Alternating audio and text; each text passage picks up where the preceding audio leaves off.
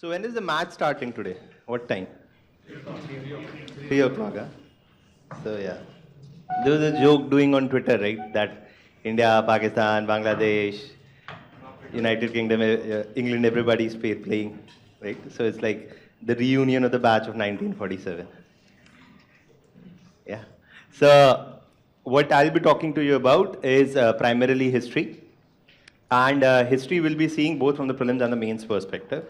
I'll just put in some 25 minutes, very brief, very precise, of what one should focus upon while you're preparing for the examination. I'm not getting into the details of discussing questions, etc. Okay, what I'll be doing with you in 25 minutes is basically to firstly tell you what you should not be doing in history. Okay. Secondly, what are the key areas that you should focus upon in all the aspects of history? Thirdly, talk about a brief distribution of weightage of different sections of history from ancient, modern, medieval, to world to post-independence history. And which are areas which are important from prelims examination point of view, which are areas which are important from mains examination point of view, and more importantly, how the orientation for the two is relatively different from each other. My name is Dr. Jayesh Khattar. I'm from the School of International Studies and the Center for Study of Law and Governance, JNU. And I have a master's in political science and international relations and a PhD in public policy. So what we need to do firstly is talk in brief about the prelims and then about the mains examination. See, in the prelims examination, in history, when I'm referring to history, I'm saying ancient, medieval, modern Indian history plus art and culture. So history and art and culture together out of 100 questions would put somewhere around 15, 16 questions. Okay. Now 15 or 16 questions will come, but this will include ancient Indian history, medieval,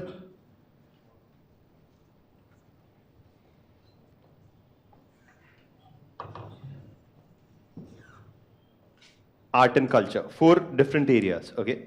Now the problem, I would say, a bit of a problem is that on the face of it, people say that there is so much to read, right? And apart from this, in the mains examination, you have to read 2 things separately, and that is post-independence history and world history. Okay. Now the advantage of something like a geography or a history thing is that these are relatively static portions. Okay. As you start preparing for the next year, the first thing of your focus should be, like polity and economy is something that is a bit more dynamic. We say that UPSC preparation has some areas which are static, some which are dynamic. Polity, economy, environment, international relations, these are more dynamic areas. Ethics, geography, history, these are more static areas. Means it will not change even for the next year. So as you start preparing geography, history, ethics, these are areas that one should begin with. Why? Because it does not require a prior understanding of something. Newspaper में क्या हो रहा है, कौन सा bill आ रहा है, नहीं आ रहा है, it really doesn't matter. जो history में हुआ है, वो हुआ है, right? So in that context, the advantage of handling these subjects initially is that they will not change. Your preparation for them, once done properly, will reap you benefit in the mains examination. The problem is the relative weightage of these subjects. If you put in the mains examination everything together, which is this plus this, it gives you in paper 1 roughly around questions worth 80 marks. Okay. Every paper is 250 marks. Paper 1 has roughly 80 questions from all of this put together. Okay. Now, and that would be roughly around some 6 or 7 questions. Now, in 6 questions, if you have so much to cover, what is the problem? The problem that you're going to face is you don't know from where the question is going to come.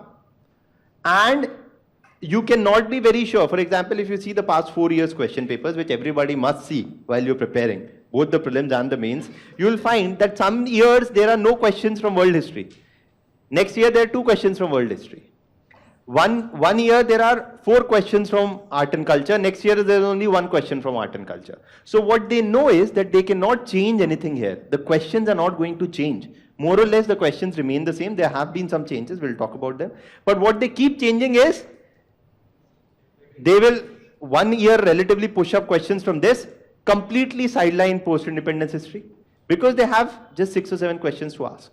Or what they've started doing now is also combining questions from modern Indian history and world history in one question. Because what they're trying to do in the mains examination is, in 6 or 7 questions, try to test as much as knowledge as possible. To give an example, for example, Bismarck led the reunification of Germany. Sardar Patel led the reunification of, or the integration of princely states in India. So how was Bismarck's policy of unification of Germany as compared to Patel's policy of integration of princely states in India? Discuss. So in one question, they're trying to test your knowledge from modern Indian history, or sorry, from post-independence history, as well as from world history.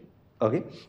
So in this kind of format, they're also trying to put in comparative questions. Now, why I was telling you this story is because you should know firstly which areas to focus upon, and which areas are high yield areas in this and which are low yield areas. Okay. Now the high yield area, the first high yield area that one should focus upon definitely, obviously, is modern Indian history. Persistently, out of these 16 questions in your prelims examination, including the one being held today, I haven't seen the question paper as of yet, but out of these questions, 15 or 16 roughly that come every year, roughly 7 to 8 questions come from modern Indian history in your prelims examination.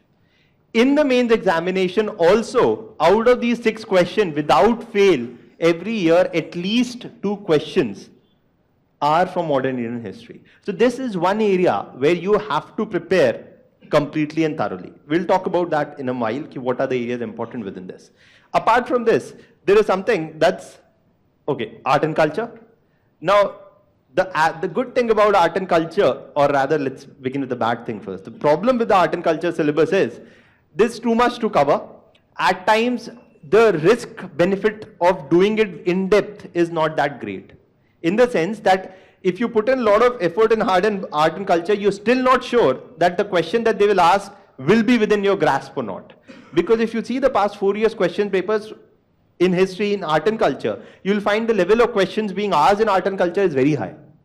It is unlikely that you can do it with a decent reading. You need a good reading. Okay. So art and culture is relatively difficult to crack. Okay. We'll talk about each of them also. But then let's come about medieval Indian history. This is being asked only in the prelims examination. As of now, there are no questions in the mains examination that are being asked from medieval Indian history. In the prelims, they've asked some, but again, that is not essentially a very important focus. In your prelims examination, the most important focus has been from MIH, modern Indian history, and art and culture, predominantly. Yes, in 2015, they asked a couple of questions on medieval Indian history, which were a bit more factual in nature, but nonetheless, apart from that, medieval Indian history has not been asked. In the mains, so it is not asked at all. It isn't in the syllabus also of the mains, actually. So in the main syllabus, apart from this, they are also focusing upon world history. 2 to 3 questions are coming from modern Indian history. Apart from this, another 2 from art and culture. Then, if you are lucky, 1 year from post-independence history, the next year from world history. They keep alternating like this. So world history maximum will yield you 2 to 3 questions. It's one topic that you study from the French Revolution onwards, and even before that, the American Revolution to World War II and even the Cold War era, and it'll yield you only 2 questions. So what do you understand? You don't need to read this topic in depth. You need to know, but only not in too much depth. Because for doing these 2 questions, if you waste a month of studying world history, it's a poor strategy. Going into your preparation for the next year, the one thing that you should realize firstly, and I think this is a cardinal principle. Firstly, if you think that you're going to, we'll talk about books also, right? Which books to read. If you think that you're going to read any book cover to cover, means you don't know how to prepare for UPSC. If anybody tells you कि ये किताब है, इसको पूरा पढ़ लो, ये topic हो गया. Firstly, it will not happen. Secondly, there is no book which you need to read cover to cover. You need to know what not to read from the book before you actually pick that up. The second important thing is, don't read anything once or twice. If you're not reading the same thing from the same source, at least thrice, don't read it once also. Okay? Because you will not be able to remember it, you will not be able to recall it. In the mains examination, you have to write an answer in 8 minutes. 8 minutes mein you write an answer only when you have read something twice or thrice, at least minimum of that beforehand.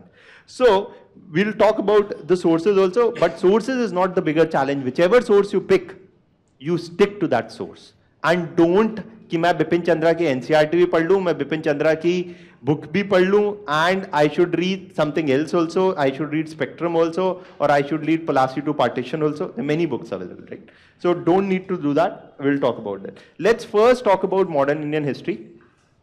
When we talk about modern Indian history, what is important to know is key areas, and that is what I'm trying to show. What I'll do is I'll talk about the key areas of modern Indian history and probably some key areas of art and culture. I can't go into the details of every of that. We don't have that kind of time. But let's begin with modern Indian history.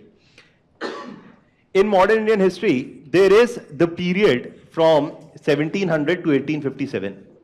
This is the period which has been added in your main syllabus newly since the syllabus has changed in 2012-13.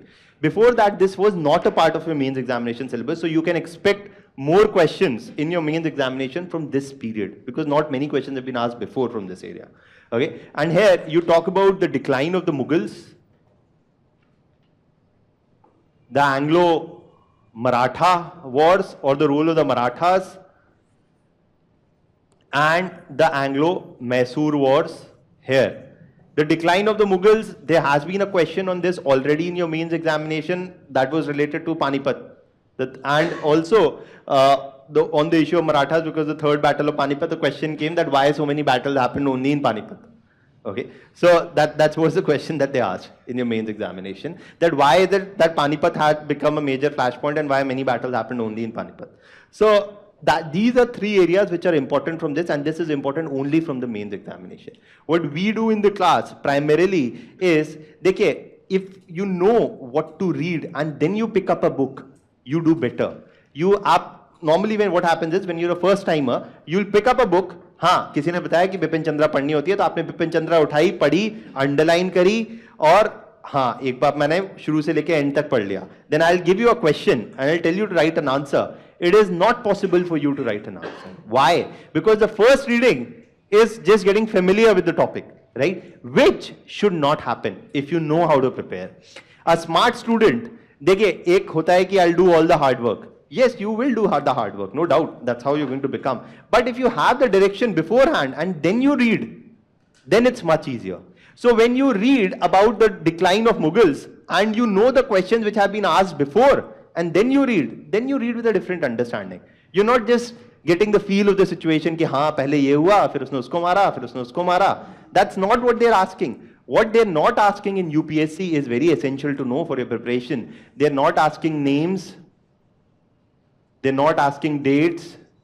They're not asking names of agreements. The focus of this history is not on individualities, dates, places, names, events. No statistics, no facts. Neither in the prelims nor in the mains, they're not asking factual things. What they're asking is how or what were the reasons for the decline of the Mughals and how do you consider the strength of the Mughal Empire as compared to the strength of the Marathas? What was the weakness of the Mughals and what was the weakness of the Marathas compare? They're asking you question only on causes, significance and impact. Bas yahi teen cheez. For example, the contribution of women in the Indian freedom struggle. Causes, significance and impact. That's all that they ask on all these three topics. They asked a question in 2015 in your mains examination. The impact of the changes that were brought in after the war of 1857. उनकी terminology बस यहीं पे है. Causes, impact and possibly the third kind of question that they're now coming up with is comparisons. How do you compare the French Revolution to the American Revolution? How do you compare India's first war of independence probably to the French Revolution? Because the French Revolution was also a violent revolution, right? So they will ask these kind of questions, which is the last paradigm that they've reached as of now, and that is comparisons. Next thing to keep in mind is, apart from this area, is the period from 1857. इसमें मैं आपको कुछ चीजें बता रहा हूं. आप आज का भी जो paper I have also not seen because it's just got over, right? Even if for today's paper you will see that what I'm telling you from these areas only in the prelims examination there would have been questions today if you go back and see. There would be questions today also from firstly key Congress sessions in your prelims examination. Every year, when I say past papers, I mean only past 4 years. Beyond that, you don't need to do. A lot of people think that 10 years के papers solve करने होते हैं, 15 साल के करने नहीं करने हैं. The pattern has changed and it keeps changing every 3 or 4 years. So for now, what is relevant is the past 3 or 4 years. Key Congress sessions are very important. The 1906 session of the Congress, the 1907 session of the Congress, the 1921 session of the Congress, 1929 session of the Congress. In the past 4 years, they've asked twice question on the Lahore session and its significance. In the past 4 years, twice they've repeated the question, the same question. Okay. The 1906 session of the Congress is similarly very important. So is the Surat split of 1907. So the call for Swaraj was given here, the call for Purna Swaraj was given here. Even such basic things they're asking in the prelims examination. They will not ask you the date. They will not ask you who presided this session. So they will say that the 1907 session was presided over by Rashbiari Ghosh. It was held in Surat. What was the significance of the session? In the prelims also, they're not asking the names or the dates. 10 years ago, they used to ask the names and the dates. That's why I say don't look at 10 years papers. That's changed. Okay. So these Congress sessions is one important area that you should know. Okay. Apart from the Congress sessions, another important area is British government administrative reforms that the British government introduced or government bills. Here, they've asked repeatedly, they've asked questions about the Ilbert bill in your prelims examination. Again, not asking you who was the Governor General who introduced the Ilbert bill or when was it introduced or when was it repealed. They only asked what was the Ilbert bill about. The discrimination of between whites and non-whites in the judiciary. That is what the Ilbert bill was about. So one should know what to focus upon. Often when students read Bipin Chandra or Spectrum or XYZ books, they are so mesmerized by so much amount of information which is there कि ये वाला इस governor general ने ये चीजें लाया था, ये इस डेट्स में आई थी. Nobody is asking that. Okay. So Ilbert bill.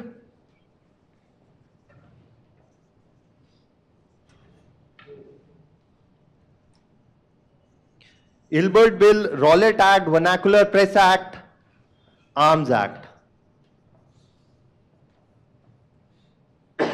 Again, from these, if you see in every year, almost without fail, from these 4 topics, there will be one question in the prelims. Okay. The Arms Act was introduced, the Vernacular Press Act, the Rowlatt Act, Ilbert Bill, or what were these bills about that the British government introduced? 2 more to add. Again, one is the Trade Disputes Bill. For example, they asked this question. Bhagat Singh threw the bomb in the Central Legislative Assembly, where 2 important bills were being debated. What were these bills? This was the Trade Disputes Bill and the Public Safety Bill. Okay. So these are this is what you need to focus upon. Next important thing to know, apart from this, is the third major, and these are the constitutional reforms introduced by the British. Again, super important from your prelims examination point of view. And here you talk about the 1909 reforms, the Morley-Minto reforms, the Montagu-Chelmsford reforms, then the 1928, this is not a British reform, but obviously is the Nehru report, which was debated. So the Nehru report itself is extremely important, what the Nehru report promised. And again, apart from this, last is the 1935 Government of India Act. The Government of India Act 1930. Repeatedly, you will find every year there is one question from these 4. So you see that there is a pattern. And I'll tell you, for almost every subject, there is a pattern. If you know how to look for that pattern. Okay. So if you see these things and then you focus upon your preparation, that is the thing you know that I have to focus upon them. This is all for the prelims. For the mains, some things which have been asked, okay, repeatedly and will be asked. Okay, women and UPSC are like strongly bonded. No year paper goes, no year. From the past 6 years, I have not seen one paper where there is not at least something not worth 50, 60, 100, 200 marks also on women. Every year. Okay. This year, UPSC asked 2 questions specifically on women. Again, one was in history. The other was a essay topic on women. Unless growth is engendered, it is likely to be endangered. कई बच्चों को तो समझ ही नहीं आया ऐसे का topic क्या है, ठीक है. उसके बाद next that they asked a question in history was discuss the contribution of women in the Gandhian phase of the freedom struggle. In the past 5 years, thrice questions have been asked on women and their contribution to the Indian freedom struggle in 3 different ways.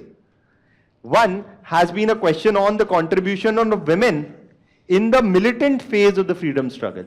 Militant means violent phase. The militant phase of the freedom struggle. The next is the contribution of women in the non-violent phase of the freedom struggle. The next is the contribution of women organizations in the freedom struggle. So इससे आपको क्या पता चलता है कि women is essentially a very important topic, not just for history. Every year, and this is the motto, this is almost the motto of UPSC, as the UPSC, the prospectus itself says that wishes to encourage women. So in that context, you will see the topics also every year are there on women issues. Last year, there was a topic on the Uniform Civil Code in paper 2. No year it will pass that women issues will not come. Similarly, the next important thing also is about Gandhi. There is no escaping Gandhi if you're preparing for UPSC. If you don't know Gandhi and you're preparing for UPSC, this is like unacceptable. So one important area again on which they are asking comparative questions today is in the mains examination comparing the political ideas of one Indian freedom fighter to another. 2015, there was a question in the mains examination comparing Gandhi and Ambedkar, their political ideas and ideologies.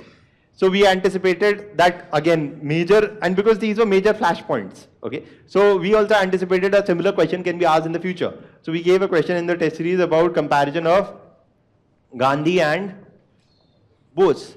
This was asked this year. We gave it in the question in the test series also. It came same by same in the, because there is something that you see as an emerging pattern and you build on it. Another, so these two have been asked before, they can be asked again. What can also be asked probably is a comparison between, and this, देखिए गांधी पे और क्या पूछा है पलट के. If Gandhi would not have been in the freedom struggle, what would have been the shape of the freedom struggle? तो अगर Gandhi would not have been there, तो Ambedkar पे भी आ सकता है. If Ambedkar would not have been there, what would have been the shape of the freedom struggle? Apart from this, there is also a very important comparison between Gandhi and Tagore, Rabindranath Tagore. So their viewpoints on freedom movement struggle, this is also something which is important. They can ask you this, and I'll tell you, if you don't know Gandhi, Ambedkar, Tagore, तो अगर आपको ये चीजें पता है, तो you can use it for your essay writing as well. So it's a very useful area to focus upon. So what I'm basically trying to arrive at here is, if you know the areas and then you read something, it's important. Now coming to the books on modern Indian history, very briefly, what you don't need to do is jump from one source to another. देखिए NCERT क्या options available है? Bipin Chandra's NCERT, okay, then Bipin Chandra's Orient Black Swan वाला publication वाला जो freedom struggle पे, then there is a Bipin Chandra Penguin publication. So Bipin Chandra is available in various shapes and sizes. It's up to you what you want to choose. But what I would recommend is, firstly, if you're taking a reading of the NCERT, it will only familiarize you to the topic. Questions you will not be able to solve either in the prelims or in the mains from the Bipin Chandra NCERT. Other variants of Bipin Chandra are also there, but what I will personally recommend is that, and apart from this, there's also another book, Plasi to Partition, okay, by Shekhar Bandyopadhyay. So Plasi to Partition is relatively a complex book to read. Unless and until you're a history optional student, I will not recommend you to do it. So don't you forget Plasi to Partition. The relevant areas of Plasi to Partition we cover in the class separately. Okay? Because there are certain areas like women पे जो है, Bipin Chandra में कुछ खास ज़्यादा नहीं लिखा हुआ है. ठीक है? Apart from that, there is also another fringe area which has started coming up. It's the role of backward class in the freedom struggle.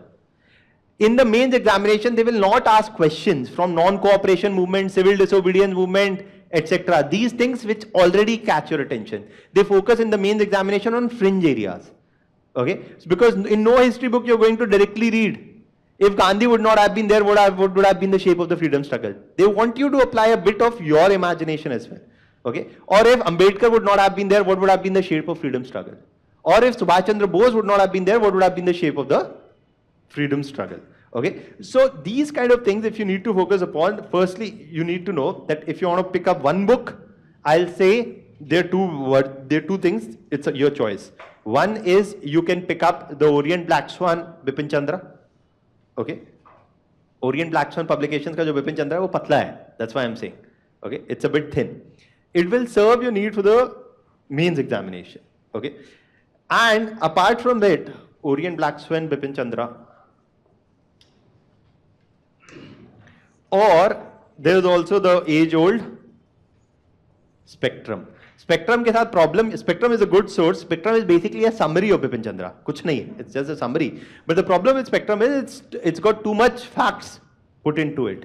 Okay, so there you find it a bit at times difficult to handle the facts. What I often do in the class is basically prepare mind maps. So for example, if we're discussing 1857, I'll just give you 3 flow charts. Will we talk about 5 main causes, 5 main impacts, and 5 main long-term consequences. That's it. And you complete the topic. Ideally, when you're reading history, you should be able to make this.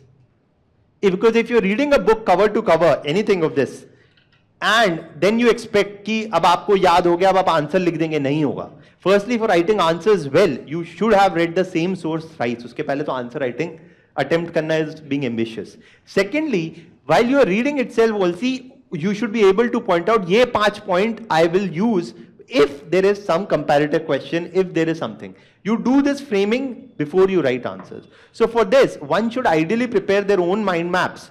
I do this in the class all the time, is that what we do is, when you discuss the topic, then we come down to is not writing or I'm dictating and you something writing. I'll just draw a flow chart that these are the 5 main causes.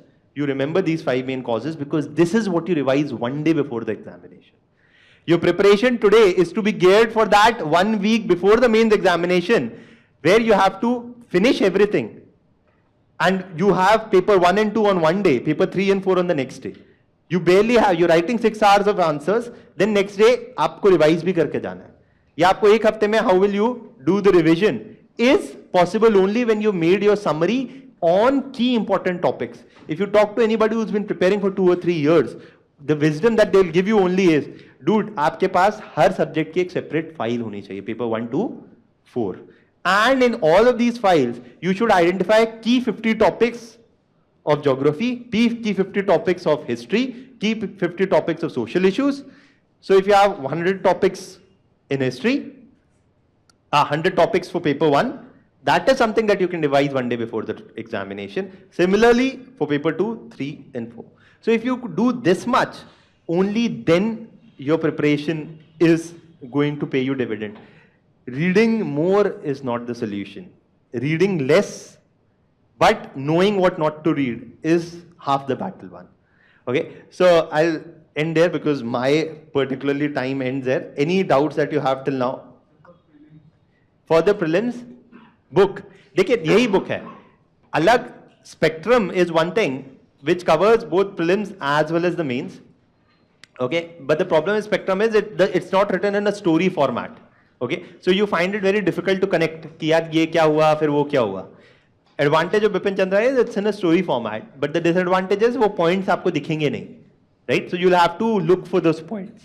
So that's the advantage and disadvantage there. You stick to one of these sources. Okay, either Spectrum or Bipin Chandra. Don't switch to multiple sources.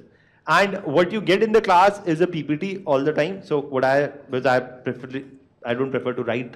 I normally prefer to use a PPT. So you get everything in a point-wise format in a PPT. You stick to the PPT and one book. That's it. No running away anywhere else. Because if you're running away from pillar to post to collect materials, it's a problem. Anything else? For optional we'll talk about later. Yeah. I'll come to you. Does NCRT? Studying NCRT will be useful or not? See, studying NCRT is useful. Okay, but the problem is it is only a beginner's level thing for you. In the context of history, I'm talking. I'm not talking about other subjects because it may change for different subjects. Okay, but in the context of history, it's only a beginner's level thing that they will help you for getting a feel of the topic. Rightly, if you will say कि इस NCERT the questions आ जाएंगे and I'll write the answers, no, it's not going to happen. But if you want to get a familiarity कि एक दिन में मैं पूरी NCERT पढ़ लूँ, you know, it's just कि पूरी story एक बार पता चल जाए, and then I'll probably do that. For that purpose only NCERT is useful. Okay, yeah. Anything else? Art and culture. See, for art and culture, what you need to do is, firstly, there are many options available. The 11th class NCERT of art and culture is very important and useful, not the 12th class. The 11th class NCERT is useful. Apart that, you have to read 100%. Apart from that NCERT, there are two more things, one of which you can consider. Okay, one is the Vision ka handout material that you get. Okay, or the second thing is also what a lot of people talk about is CCRT or Nitin Singhania. So even Nitin Singhania is fine. Okay, so but I'll say NCERT though you have to read, supplement it with either the Vision handout material that you get or Nitin Singhania. Okay, yeah. World history, what you probably need to focus upon for the sources is, because it will pay you limited dividend in the time period that is there. Yeah, so in the sense that you can't be expecting to put a month on it, what you rely on primarily is the class notes and the Vision handout. Okay, in terms of books, I will not suggest you to read a book on it. Okay, Arjun Dev is the NCERT, which itself is a good NCERT, but it does not cover certain areas of this world history. Okay, but if one book you want to talk about, I'll say it's Arjun Dev. It's old NCERT Arjun Dev, or that's being published by Orient Black Swan these days. Okay, so Arjun Dev is that for that. Anything else?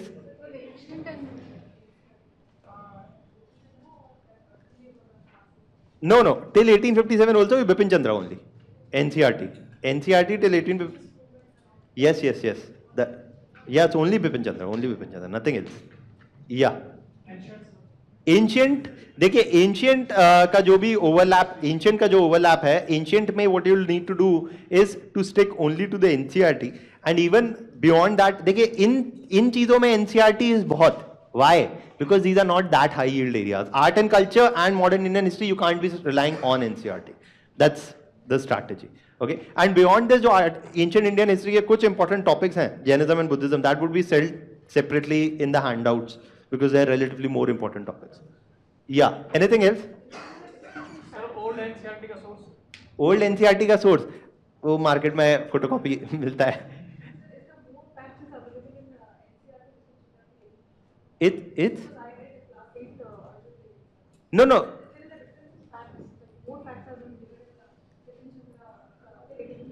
See, till Bipin Chandra for 1857, why I'm saying Bipin Chandra is because the continuity of the rest of the part is also related to the previous part. So that would, be more ideal for that. Yeah, anything else? Fine, enjoy the India-Pakistan match. Prateek sir is here.